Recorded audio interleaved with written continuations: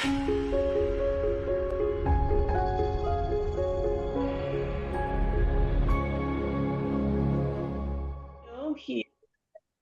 independent Scrum caretaker. Um, he focuses on humanizing work with Scrum, and he started using Scrum in 2003 and has worked across many, many teams and organizations. And he's written two well-known books on Scrum. One of them for sure you've heard of is the Scrum Pocket Guide. I believe you have 4 editions now, Yep. Gunther, of the Scrum Pocket Guide. Yep. Um, he also partnered with Ken Schwaber at scrum.org or Schwaber at scrum.org, where he served as the director of the professional Scrum series. So Gunther, we're so glad you're here with us. Thanks for being here. And without further ado, I'll go ahead and turn it over to you. Okay, great. Thanks, Jamie. So wonderful to be here again. It's been a while. I haven't really counted how many times I've been talking to the SMOTU community, but I love it. I was just still updating my presentation, still just picking up on last sort of ideas. I'll share that. Um, let me start sharing my screen and talk you through what I mean with reimagining EO Scrum. Um, Last year in September, I published a paper with the same title, and that was then what you picked up, Jamie, right? And then you contacted me, hey, do you want to do a talk about it? And I felt like, yes, let's do that. Um, it should have happened a long, long time ago. So why do I say that? So let me take you back into history a little bit. Like you say, Jamie, I've been working with Ken at Scrum the Talk. And at Scrum the Talk, we've been trying to sort of change the world at some point of time by creating a framework that we called Agility Path, a way to introduce Scrum using Scrum, sort of iteratively, incrementally, and so on with backlogs and all those things. Failed miserably. Nobody took us seriously, and so on. We've worked around scaling with Nexus and so on. And in 2016, I left my position at Scrum the Talk. Why? Um, um, Not because of the failures, but because I wanted to be out there again, work with teams, work with organizations. And miraculously, quite contrary to the market of today, but by then I was able to find some interesting assignments.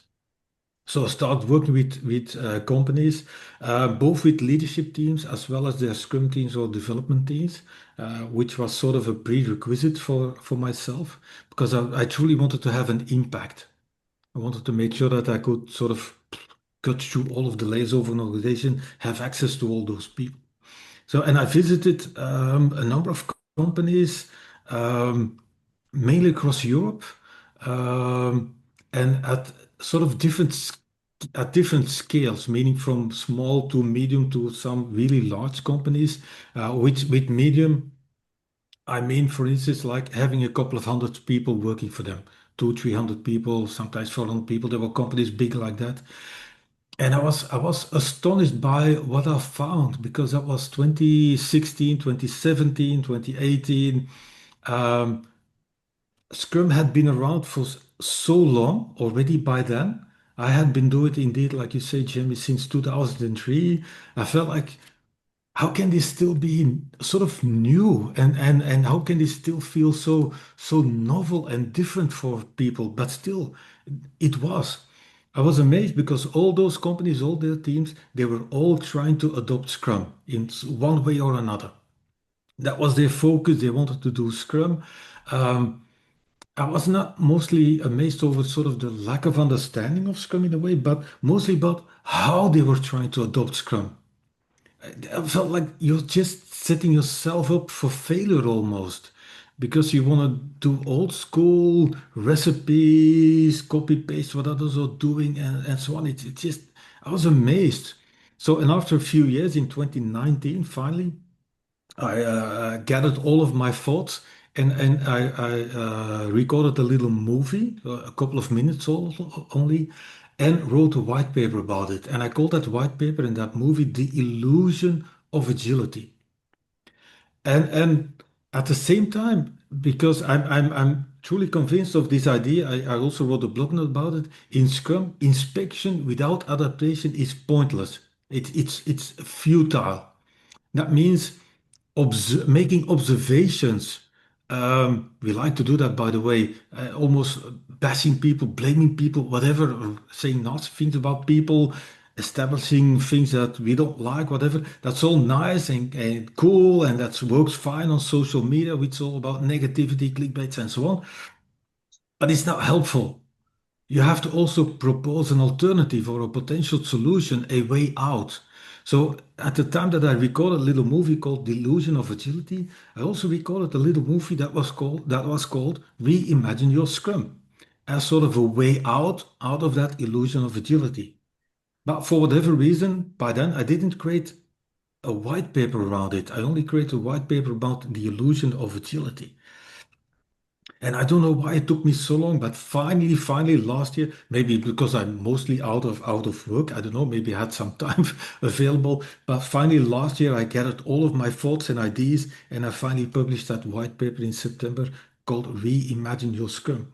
Although I've been using that at companies since 2016, because by the end of 2016, having worked with some companies, having left Scrum.org for about half a year, that was already my sort of, let's call it a recipe or antidote in a way. And let me take you through that complete story. Now, I don't know if you recognize this guy. Um, I was reminded of this as we started. So before all you beautiful people were allowed in, I was talking to Jamie and how are you doing, Gunther? And I was like, oh, I'm feeling fine. And that is absolutely true. But also, there's a part of me that feels like this guy. Don Quixote fighting or Don Quixote fighting the windmills with Sancho Panza in the background. Oh my God, what's my master doing? This is also a part of me. This eternal fight against windmills. What are we fighting? We have the best possible intentions, but um, I don't know. Sometimes I feel like this character too much. That was one of my last minute changes in the presentation. But let me take you through that idea of the illusion of agility first. And what I found astonishing in many companies that if I look at them, visit them, this is sort of, you all know these types of situation, right? Open office spaces and so on. I don't know why, but everybody wants to go for it. Everybody needs to keep silent because you can't talk to people, otherwise somebody will look up angry at you and so on. It's like, oh my God, how can this ever work in a situation of Scrum? How can you work as a team in such a situation where you can't speak up, everybody's listening to music, whatever? What about communication, interaction, human connections? By the way, research also shows that these types of working environments are horrible for just anybody. Also for people that have to do individual work, by the way. It stresses out people, it just whatever. But certainly in our situation, it doesn't work. And why doesn't it work? Because despite the fact that everybody is in one big room, they are totally disconnected from each other. You could at the same time put everybody in their own little cubicle again, and you would have the exact same situation. There's no difference. Cubicles form a physical barrier between people, and in an open office, it's full of, let's say, what I call mental barriers between people. So it's full of disconnectedness. And the disconnectedness inhibits, prevents, kills every form of engagement. And how can you build great software? How can you tackle complexity? How can you do that without discussing, openly discussing, debating problems, suggestions, options, alternatives with each other live, in, let's say, almost real time? I've asked people, how do you do that? Oh, yeah, if I have to contact a colleague of mine who's like 2 seats away from me, I send him a text message or an email.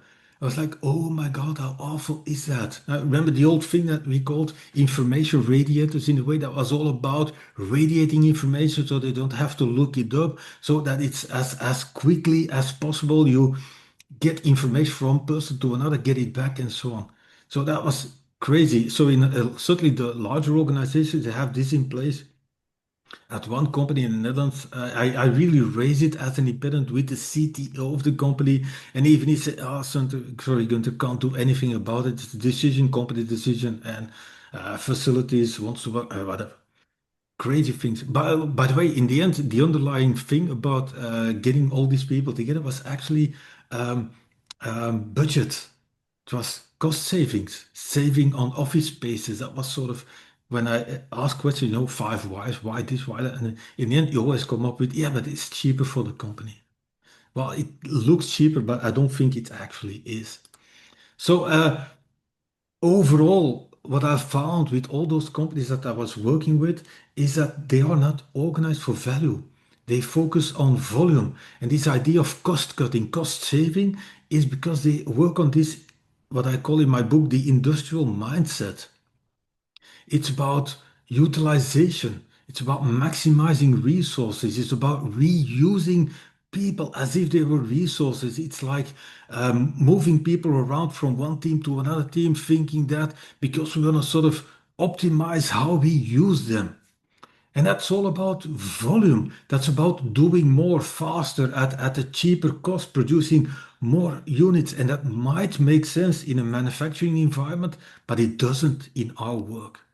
By the way, when I talk about value and volume, be clear, value with value, I mean in general outcome, impact, the impact of our work. That is where value is. When those people talk about volume, they talk about output. It's about the something, creating something, and they want to do more of it, and they want to do faster. And that's sort of manufacturing thinking, industrial thinking, which is also reflected in those organizational structures that they have in place. Management layers on top of poor little peasant individuals like ourselves that are locked into silos, where silos are sort of lock in people based upon the fact that they seem to have the same sort of functional expertise. So and then you get all those silos and the biggest division is not just between the silos, but in general between in general terms business and IT or business and development or whatever. It's crazy. Um, Today, 2026, this is still how organizations work, how they are organized. And then they're surprised when facing problems and businesses and markets and demands and customer demands and competition that they found out, oh my God, we are so slow. Yes, that's because you have very rigid structures that make you slow. It's full of delays and waste. Why those poor individuals? How do they work together? Because we've got governance in place. We've got governance and methodologies, and they describe who should be working with whom at what point of time, what should they be doing, what should they be producing, what meetings should be taking place, what handovers should be taking place, and so on. So this is rigid, and um, I like to say that rigid is what they are, agile is what they need to be. And this is rigidity. But it's also based on the fact that people think that they can limit this thing called agile, scrum, whatever, to just um, us individuals on the work floor, let's say. So, and what is the common response then? Oh, what now? Oh, we're running into trouble. Oh, we need agile. We have to go agile. We have to become agile because everybody's doing that. We've heard about it and so on. Nobody knows what they mean with it. It's totally it's become an almost meaningless term. But everybody's doing it, so that's the sort of the miracle pill that they're looking for. We need agile. Cool. So they do that. They hear about this thing called Scrum. In a way, they want to go agile. In a way, they want to increase their agility, meaning reduce their rigidity and increase their agility. So that's defining at some point of time, they're too rigid, they're not agile enough, meaning their agility is, let's say, rather low. The agility as being able to respond to changes, let alone create or cause changes for others to follow, um, getting things out on the market, getting so they have a low agility. And by then, certainly 2016, 17, it was all about agile transformations. I've put it between quotes because the term got a little bit sort of we get sort of out of the market. It doesn't mean that people are not trying to do those things anymore. They just don't call it an agile transformation anymore. So the goal is to increase their agility, being faster, responsive, flexible, like the original word, swiftly responding to change, innovating again.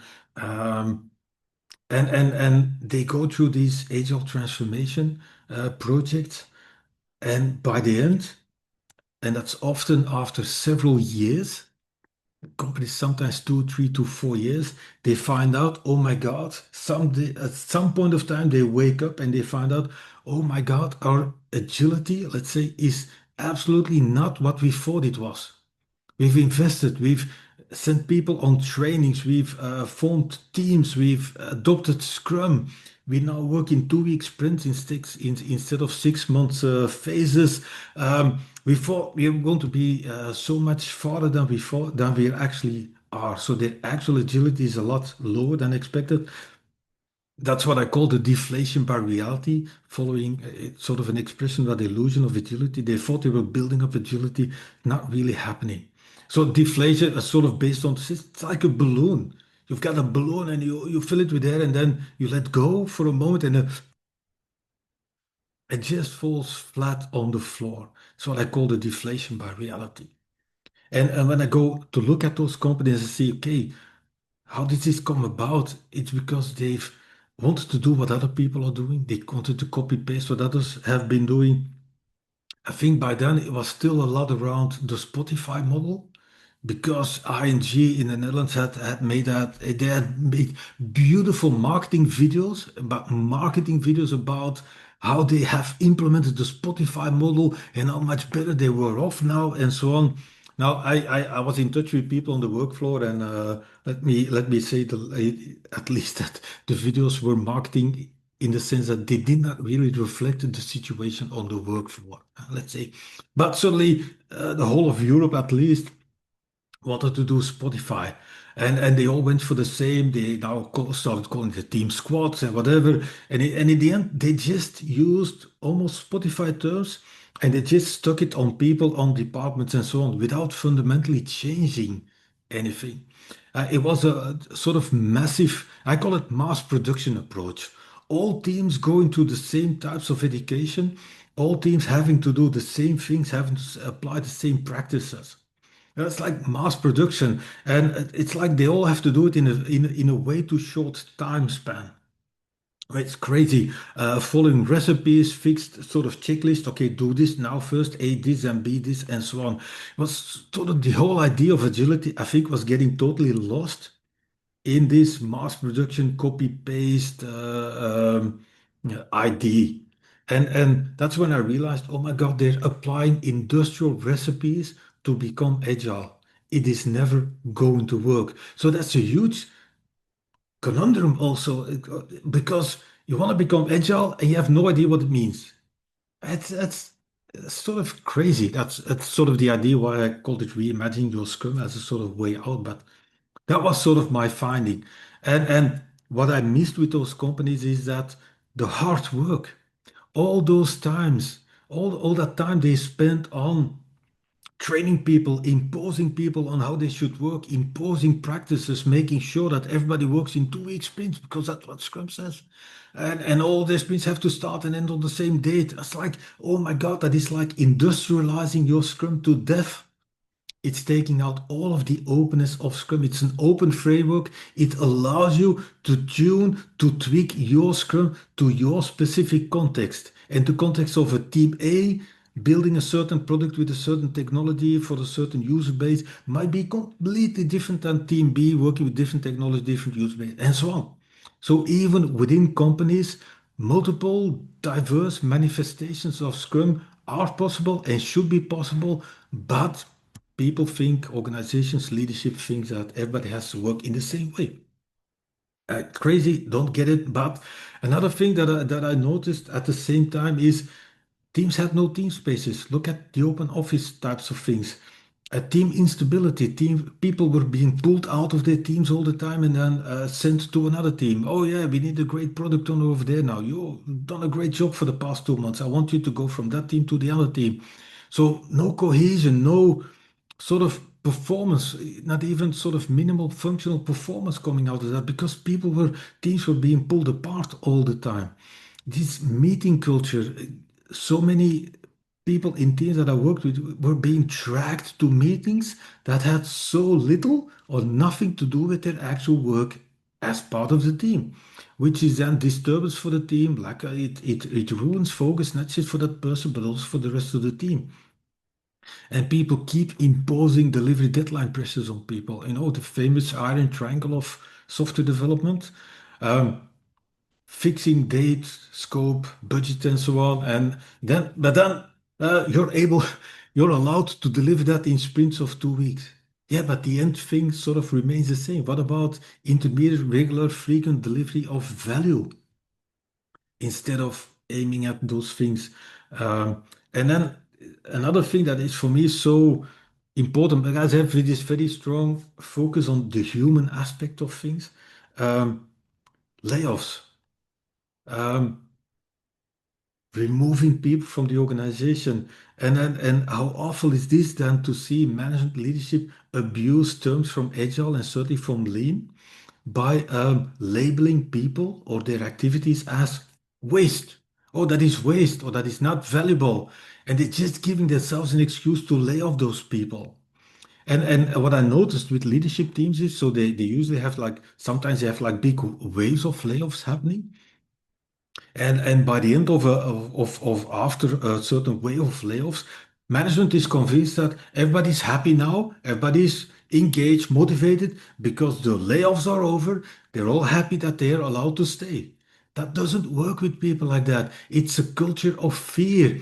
People are already thinking about when will the next wave be and will I survive that wave again? And it totally gets their focus away from doing work into job security and all those types of things. So crazy things. And then I have very limited imagination. But that's sort of what I would call the new complexity domain. You know, complexity domain, simple, complex, complicated, and chaos and so on. That was sort of a new complexity domain that I would just call catastrophe. It's industrialized Scrum, no room for people, people still being suppressed, no imagination allowed, no creativity allowed. Anybody is sort of sticking his head up too high and not doing what people thought they should have been doing, heads being chopped off and so on. So overall a culture of total mediocrity. Because if you suppress all the potential ups, people will never get their heads up again. So, and I was so disappointed, so I wrote a paper about it. And my conclusion was that whatever people would call an digital transformation, might call it something else, they just deliver an illusion of agility. They create an illusion that our agility has really improved because we now work in 2 week sprints and now everybody's working as a team and we've got product owners for all those things. But underlying, it's still a dysfunctional mess full of disconnectedness. So and that's the fight we're fighting. We are not organized for value. We are organized for volume, and just by putting the individuals into teams is not going to change anything. It's still rigid structures. It's still full of rigidity. It's slow. It's delays, whatever, combined with all of the other things that I just mentioned. So I was sort of um, quite some disappointing findings. And one of the biggest findings, one of the things that really stuck with me is when working with what I called maybe small, medium organizations from 100 up to maybe 400 people in an organization.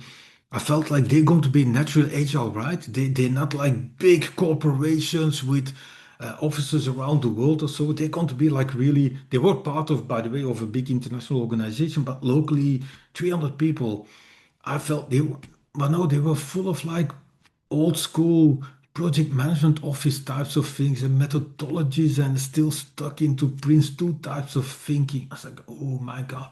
And one of the things that is for me the biggest problem with this industrial way of working that we've as an organization, we've got our eyes completely on our internal operations.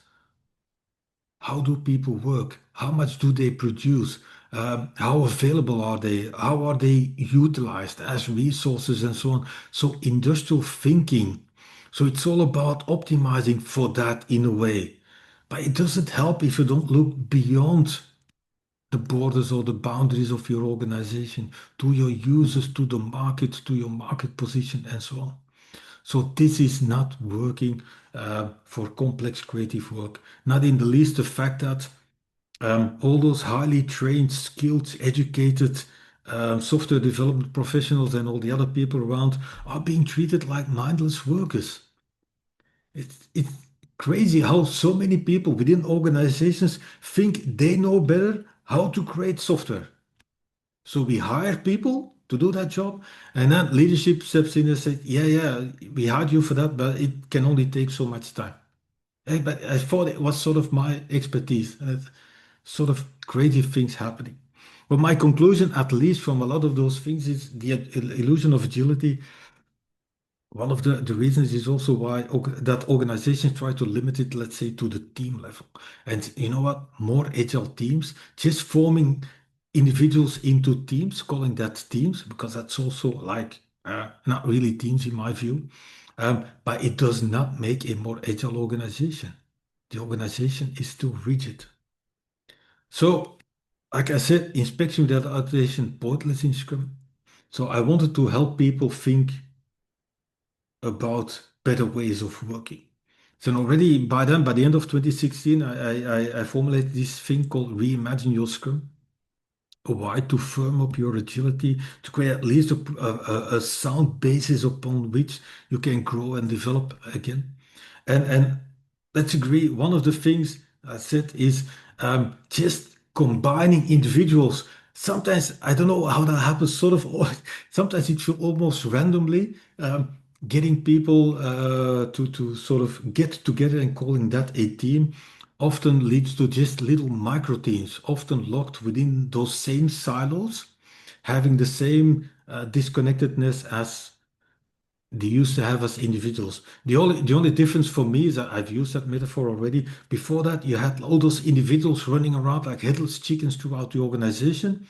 Now you have micro teams running like headless chickens throughout the organizations. Teams of like three, four, whatever people. And one of the things that I missed in those organizations, yeah, but when you were forming teams, where was the idea of product? Because you want to do Scrum, you've got a product owner, you've got a product backlog, you want to create increments, releasable versions of product. And then I noticed that nobody thought about that. What is our product? So in that sense, because product defines almost sort of the cohesiveness of teams and the shared work and the shared purpose that they should work on. So you've got all those micro teams spread out across the organization, and often a number of those micro teams actually work on the same product. And they have to throw work from the one team to the other team. And then they throw it to another team again, and they throw it back to the first team.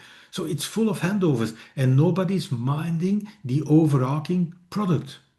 And product, like I said in 2020, when I wrote about Scrum, and it was later on also added to the Scrum Guide, product is the vehicle to deliver value.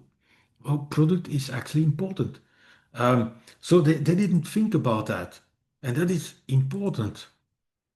Now, when you think about what is then a product, I think about product in a broad way. Uh, um, it's important. Product is not necessarily something that you would ship in a box into shops or whatever, or get it out there. Look at it. It can be a good, it's like that. It can be a device. It can even be a service. It can be an online service, meaning non-tangible. It can be a digital service. Ultimately, your product could even be the experience that you want to provide to people. So it can be lots of things, but the idea is that it provides value. And for me, not just value to anybody or to another team or to, I don't know, a manager within the organization or a department. No, no, it should deliver value to the consumers of the product, the people that are, sometimes you could call that users, end users, whatever. I like to call them consumers, the people that have to actually use the product. So for me, in Scrum, product is not a product if it doesn't go sort of end to end, start to finish, from collecting ideas up to delivering those ideas in the shape of functions, features, capabilities to the people having to consume the product.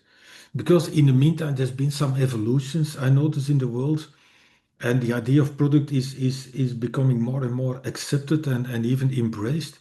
But it hasn't really improved things because a lot of organizations call some internal service or a system also, that's also product.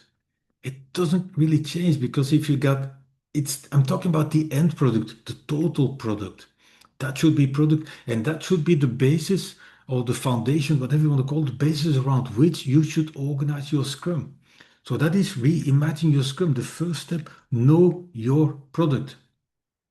And what I've tried to formulate for those organizations stuck with their agile transformations, not moving on, waking up from the deflation by reality and so on. Okay, let's make it small again. I always hoped that that would sound like reasonable and having the sort of idea in it of manageable. Let's make it small again. Let's have a look at your organization and pick one initiative where you've been doing Scrum.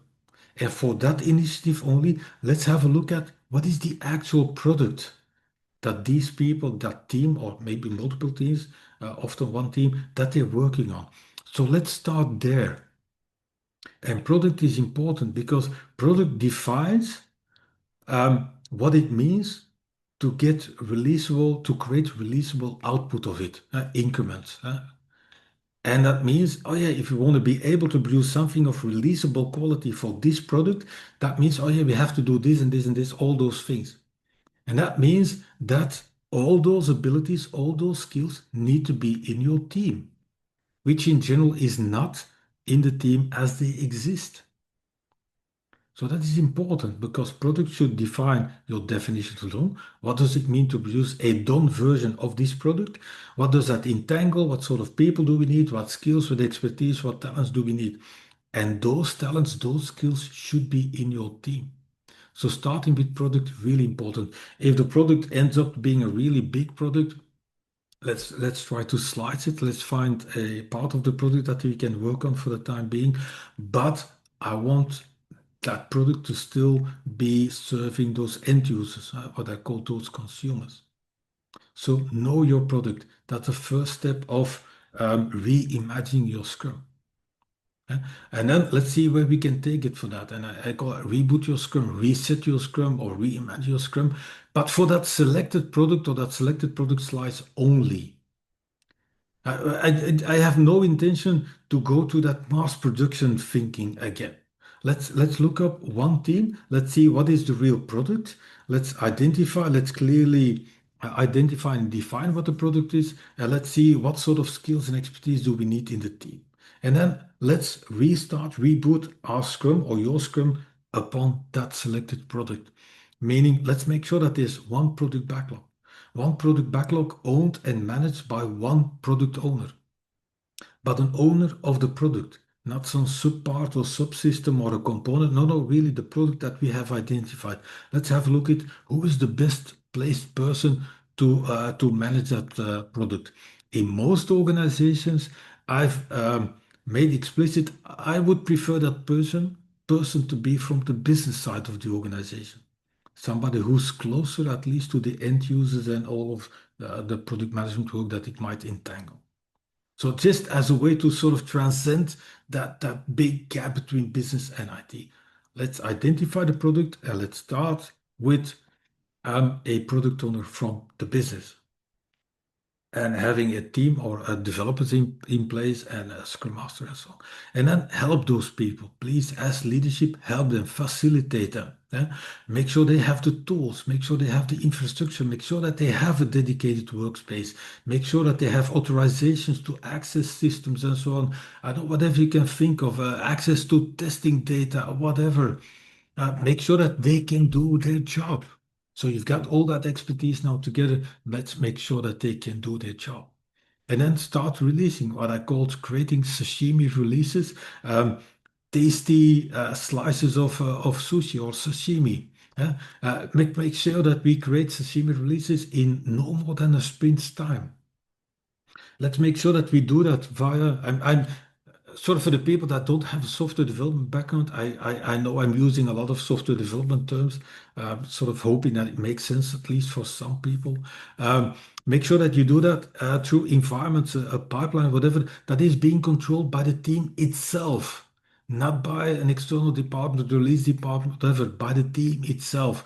So in that sense, make sure that we set up, and that's sort of what I call a development hub. That's sort of, as we said, a hub that can totally it's always autonomously do all the work required to create a tasty sashimi releases, slices of product.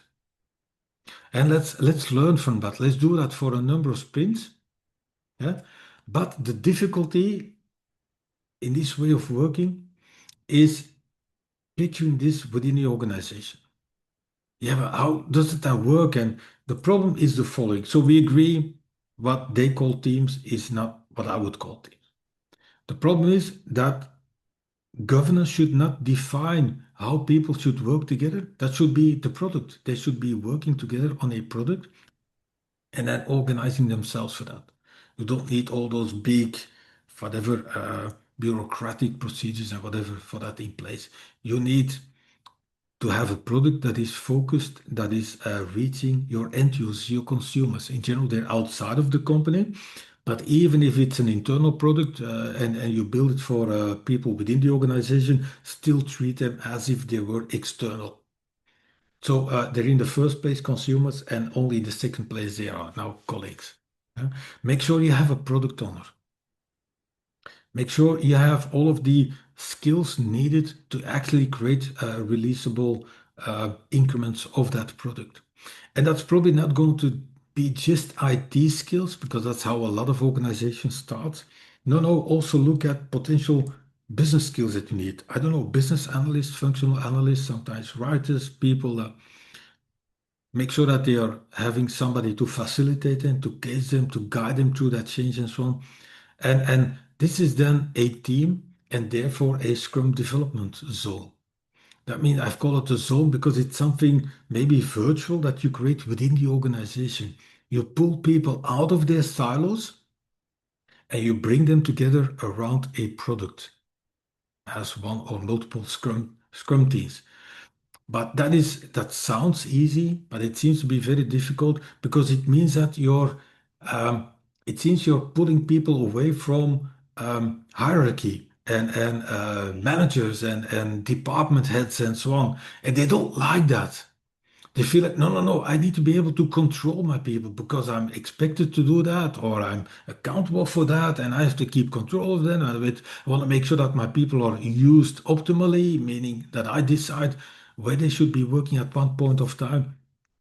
And suddenly you come across that. So you cut through all those silos and bring people together around the purpose of creating product increments. And that seems to be a huge difficulty. A lot of people seem to feel like, yeah, but that means giving up on control or responsibility. Yeah. I see one hand raised. Is that a question? Go ahead. As far as I'm concerned, that's fine, Karen. All right, I'm the lone hand. So great to hear all your experience and wisdom. I have a modicum of experience in Agile, and I wanted to ask you, say if you have a modernization project for a procurement system, government, and Hmm. they're going from on-prem to cloud. So would you just have one product manager for that? Or what's Yeah, I prefer one person having sort of the overview. So also in the sense of simplicity a little bit, so that everybody within the organization, if they want to know what is happening, what is being planned, where do we stand, what is the progress, how much money have we already spent, whatever, that they can go up to that one person. It doesn't mean that one person have to do every little nitty-gritty, whatever detail of the work. But one person having that overview with one plan, product backlog, containing all of the work that that person deems as valuable. and for say an organization like a government organization, happy path to choose the right person? Well, I always say the best person to make those decisions, to give that overview, the person that can really connect or build bridges across the world from almost consumers to stakeholders to developers and to the creation thing. Um, I like this idea of emergence also in that sense. I'm sure that there's always a person that ever feels like, yeah, he or she, oh, that would be a great one. But it's just how to come up with that information because it might be hidden somewhere deep in the organization. It might not be in, I don't know, the CV or the function or whatever. So I like to look around, ask around. And what sometimes happens if you have all those little micro teams in place, um, they all have their own little product owner, let's say. Often it's astonishing to see how many of those product owners always go back to the same person for a number of decisions. In general, that is might be the real product owner. So So look thank around, you. So listen to does that people. Yeah, happen during discovery? Where does that ideally and then yeah. actually tend to happen? Well, that's part of this reimagining your Scrum. So have a look at one of the initiatives. Your initiative is clear. Try to clearly define, identify, create the boundaries of the product. It seems like you're able to do that. And then go look for that person that could be like, oh, really great product owner. And then make sure you've got all of the expertise and the people in the teams. Um, in the development teams then in old terminology, and then reboot your Scrum. Just start again with a real product backlog and try to go for a first sprint as quickly as possible and learn as you go. Amen. Thank you so much, Gunther. Yeah, okay, you're welcome. Yeah, Sheila, you've got a question too. Well, I have a comment or well, might be a question. Yeah. Um, if if you have a bunch of product owners going back to one person for the answers, is that person really the product owner or is that really the subject matter expert or the operational business manager? It can be actually it can be all of them, but if it is for me, if it is the one person that has to make up decisions over ordering priorities, what should we do next, changes in priorities and so on, and several people always go back to that same person, that might be a problem with hierarchy, that that person says, I'm so important, I want to make all those decisions, but in general, it often means that that person has the sort of helicopter view over the product in a way. So in that sense, it would be for me the really great product owner. Now it's not always that easy in that sense. Some a lot of those people are somewhere on the hierarchical ladder, somewhere rather up often, and they feel like product owner is sort of below them. It's like, yeah, yeah, but I'm a manager. I've worked hard to climb the ladder. And it would almost feel like being called a product owner would almost feel like a demotion, not a promotion, but a Well, demotion. it can be a demotion in terms of compensation. The other thing is, if you take someone who is in the operational business area and you put them into a product owner role where they're no longer involved in the day-to-day business, are they going to lose touch and over time not make as good decisions? On the other hand, you do have the people who are making the decisions because they have the power, but they don't have the knowledge to make informed decisions. And that Yeah, doesn't necessarily result in a product that anybody wants to use. yeah. But my viewpoint is that if they feel like, for whatever reason, I don't care what the reason is, feel like not picking up this ID, this accountability of being the product owner, then somebody else has to. And that person not willing to do that has to accept that in Scrum terms, as from that point on, he or she is what we would call a stakeholder. They will be involved, but it means we want a product owner with a mandate to actually take decisions. Yeah, Joel. I really like where you've been going with this. The thing I'm trying to wrap my head around is how can you explain to me the daylight between this and large scale Scrum because it seems to have a lot of the same themes to it, and I'm not piecing out what's different here. Yeah, I know this real difference. What I've tried to do with this is to make the change small again. Just one product. Let's have a look at one of your Scrum initiatives, whether that's a project or already a product or something. Let's have a look at it and just focus on that one part of your development for the time being, and leave all the other ones alone. Just focus on this one first. Let's use this as an example, almost, I don't know whether you would call it a pilot or not, just as a way to really see and learn from properly implemented Scrum, so to speak. So that's how to make it small. Don't do it just yet for all of the other things. I'll come back on that, by the way. Yeah, And there, I just, will Thank you. yeah, I will have a small comment on this. We're doing the same thing right now in the organization. We're not calling it pilot as well, but the main goal is to learn the what does this transformation means for this organization, because yeah, every organization is different. So yeah. that's the main idea for the small test. Cool, cool. It's sort of aligned with something I'll come back on. Thanks for adding that comment. So then the next step is what I would call release and measure.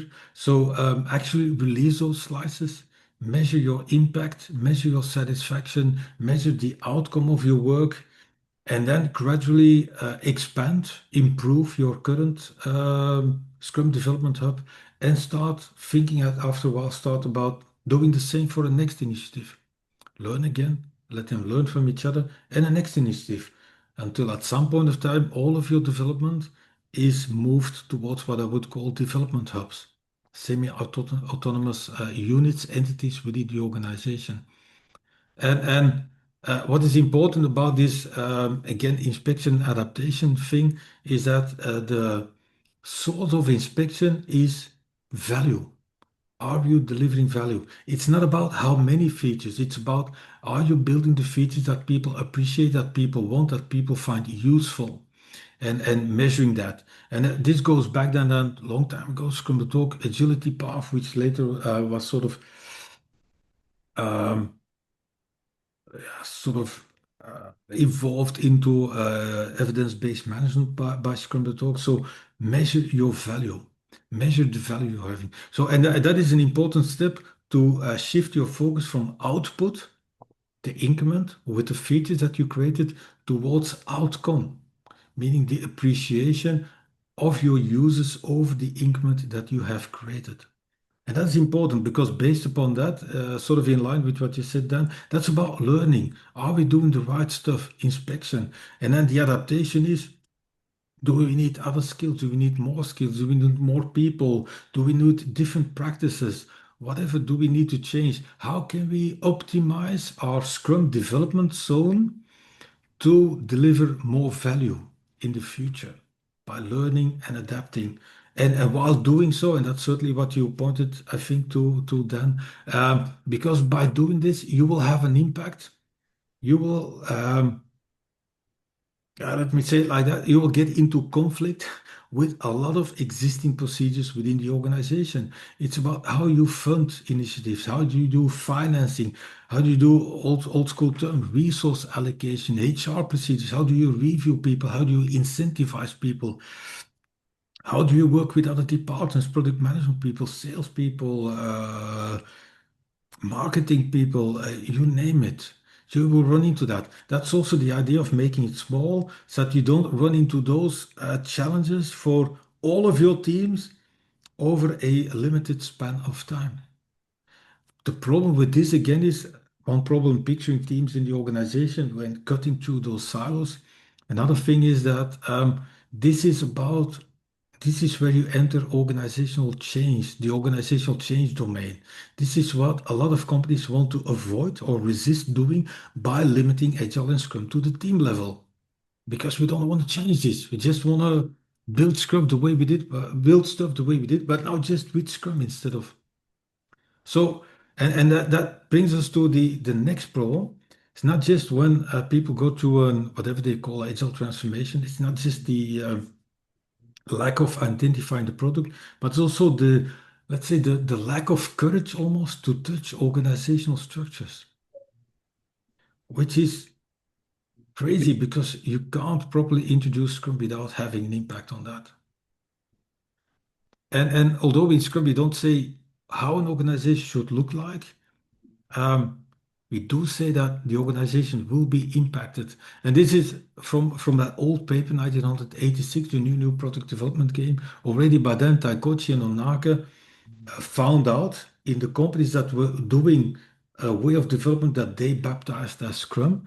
They said, oh my God, this strategy, this new product development approach, which they called Scrum, really can act and will act as an agent of change for the larger organization. And this is what most companies resist. This is what they fight against.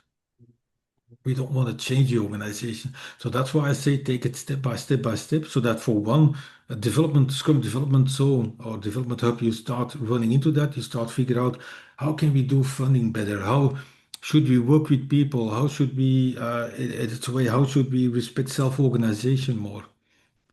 And then once you've done that for one, several development hubs, um, take it to the next step.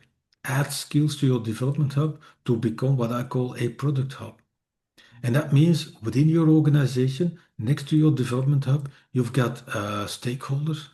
Might be people like sponsoring you. You might have subject matter experts, people with very specific expertise that you might need.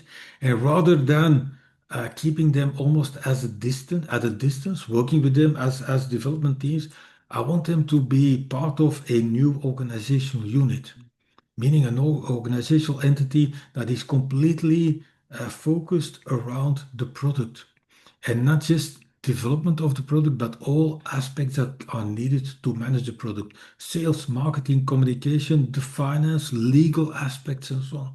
All these people in a new organizational structure. And in the end, hopefully, a product hub would operate like a startup within the organization. They set their own agenda, they plan their own initiatives, they take the initiatives. It's all around focused on the product. We've got a product owner for that. It's at the heart of the product, not just at the heart of the Scrum teams, but at the heart of the product. You probably are using Scrum to create the product, to develop it, to change it, to update it, to evolve it, to make it bigger, to split off things, and so on.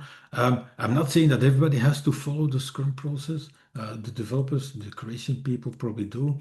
And then you've got stakeholders, management experts, subject matter experts, sorry, spread out across the organization. And I want to pull them closer to the product and even make them full-time part of that thing that I call a product hub. Again, facilitated, coached, mentored by one multiple Scrum Master probably, so that This for a product hub. yeah, product hub, yeah. And so that for this product hub, still external management, leadership within the organization, that they really act as an investor, that they provide guidance, support, help you. These are quotes almost literally from that 1986 paper, 1986 paper, the new product development game. So that gradually your organization transforms into a network structure of product hubs, where there are overarching functions, but it's limited, and they are all focused on product hubs. That's my future, let's say, dream, so that this old school industrial rigid organizational structure, step by step by step, by forming development hubs, by adding development hubs, by growing certain development hubs, by evolving certain development hubs into a real product hub, by adding skills that are not specifically development oriented in the structure, that gradually this structure step by step dissipates and is gradually replaced by this network structure of product hubs, where a product hub can totally manage all aspects of a product. Not just the development aspects, but all of them. And then we would be organized for value and no longer for volume. because it will all be about impact outcome. We would have to create output always, but it's not the output that should be our focus. It should be the outcome of the output. The output is an increment. The increment um, is assumed to be valuable, but we don't know unless we go to market and we collect feedback, we capture feedback, we measure the outcome of our work. So it's my belief that in the end, Scrum will only be used effectively by organizations that have the courage and the will and the vision to rethink the organization and the organizational structures around Scrum. But it's going to need some help of us because those systems will not change themselves. It needs brave, courageous people to challenge that, to sort of try to cut holes into that, try to get people to go along. Yeah? But in the end, the problem is for me is, so I talked about the illusion of agility, and I've been wondering a lot. I've got way too much time, certainly recently. The whole idea of agile transformations, in a way, even if people wouldn't express it like that consciously, was to increase their agility. Is that not the wrong goal? It is not, for me, it's not about increasing agility. It's not about becoming more agile. That is important, but it's a means to an end. The goal should be the increasing the ability to generate value, to have an impact on your consumers, your users, thereby on your competitive position or your market position, or satisfy people, make life easier for people. That will generate money, income, whatever, revenues for the company. Or if you're not working for a for-profit company, it will certainly increase or improve the name or the fame of your company by better treating your consumers. And so generating value is and should have been the purpose. And I think as Agile movement and Scrum, we haven't made that explicit enough. It's not about Scrum. It's about Scrum for a certain purpose. Scrum cannot be its own purpose. So I'm recently thinking, I call this problem the illusion of agility, and it is a true problem.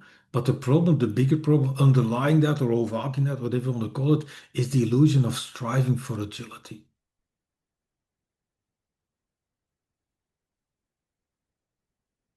So I hope that helps. I'm not saying this is how I feel now after the battle. But I've gone through sort of stages and phases of feeling like that. Fighting windmills, finding the energy again after this battle, Don Quixote, stand up again, take your horse again, go try to fight the next windmill.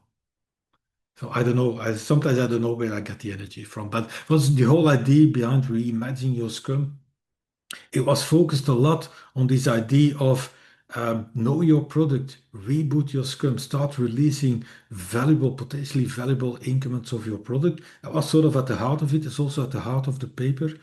But also in the paper, I hinted at sort of the bigger idea of reforming, transforming organizations. It's sort of within the time box of 1 hour. It was great. Thank you so much. And thank you for the engagement, everyone. We really appreciate it. And we appreciate this. So many things obviously spot on. And now if only we can get like our decision makers to join this meeting, wouldn't that be great if we could, we need to get the right people in the room Yeah, to that's really also, understand yeah. this, right? But that's also one way of making it small again. Even if you would have just one person believing you at the executive or the whatever level, one almost like sponsor of the at least of the ideas, that might already be really, really, really helpful. That's also Exactly. potentially a way of making it small again. Look for that one person that knows as a company really we're going to have to change, um, and like go through deep systemic change. Not Yeah. just superficially rename things and oh, we're now calling it a product owner, where it's actually not. It's like finding that champion sponsor and, Yeah. and moving forward. Um, all right. Well, we are short on time. I see Dan has. Do you have a quick question, Dan? I don't want to cut you off. I see we're running a little short on time, but Yeah. Yeah, just very it's related to the same for this defining the, let's say, let's call it new ways of working or transformation. Who should be leading this initiative? Should it be the people on the ground responsible for it, or it should be somewhere on the medium or senior level people? Yeah. Well, over time, I've tried to move away totally from this idea because what you say, sort of, is it bottom up, top down? Yeah. Uh, because the way I've presented it with establishing development hubs and so on, it doesn't have a direction. It's not top down, it's not bottom up, it's not left right. It's all of those things at the same time. It's inside out, outside in. Um, the people that decide to adopt Scrum try to get through to them why. What is the why behind all of this? In that sense, try to sort of get people to talk about the pains that they're Mm, feeling. Why are we actually doing Scrum? What are the pains? So, without going into nitty-gritty, whatever details of Scrum, terminology, whatever, talk about why. Why are we doing this? And mm, then go back to how can we use Scrum to achieve what we're trying to do with this. mhm. So look for the why, and maybe look for the people that feel the pain the most, or um, or at least willing to admit it, because that's also a problem. We're all raised, certainly management leadership. You have to be brave, courageous. You can't, no vulnerability. You have to be the one that stands up and whatever. That's how we drive people into burnouts. Mhm. So allow them to be to show vulnerability. So the people feeling the pain and willing to admit that there is this pain. Mhm. So having a vision and a goal, a clear vision and a goal, and then inspecting, adapting towards that goal together with the teams, together Yeah, with the management. yeah, Check. Thank you. okay. Well, again, Gunther, thank you so much for coming today. So appreciate it, and so great to have you back at Scrum Masters of the Universe. We always appreciate your insight and your wisdom, and yeah, just truly appreciate it. yeah. You're welcome. Thanks for having me, and thank you everybody for being here. Yeah. Hope you liked it. Just to be clear, I hope you guys believe me because the rest of the world doesn't. Because I've been trying to introduce these ideas into a number of companies, and I don't think a lot of companies followed it, but still. Doesn't change the fact that I truly believe that this is the way to move forward. I would agree. You've convinced me. Yeah. Yeah. Okay. Cool. All right, Thank you all thank. very much, and maybe at some future event, who knows? All right, thank you. Bye.